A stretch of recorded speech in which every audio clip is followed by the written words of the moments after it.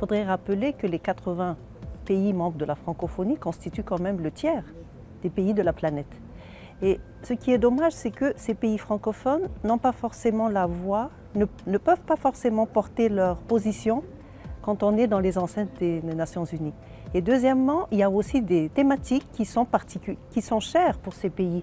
Et donc du coup, c'est une occasion pour nous de les rassembler pour qu'on les entende, pour qu'on se positionne sur des thématiques particulières ou sur des sujets particuliers et surtout pour qu'ils se fassent entendre quand on est au sein des enceintes des Nations Unies. On agit aussi sur le contenu, c'est-à-dire qu'on emmène des idées, on fait en sorte que les pays francophones aient une position commune par rapport à une thématique. Ce n'est pas seulement la langue comme moyen d'expression, mais il y a aussi du contenu et je pense que c'est le contenu qui l'emporte.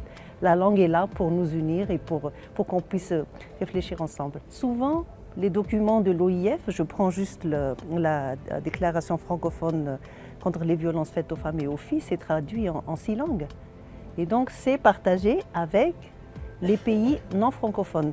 Aujourd'hui, compte tenu de la salle qui est petite, j'imagine qu'il y avait juste des délégations francophones. Mais en 2010, en 2013, quand on a fait des concertations, quand on avait eu une salle largement plus grande au niveau des Nations Unies avec un système d'interprétariat, on avait plusieurs délégations de pays non francophones qui étaient venus parce que le sujet l'intéressait. C'est pour ça que j'ai dit, pour moi, c'est le sujet qui l'emporte et la langue, c'est notre moyen pour communiquer notre position sur une thématique donnée.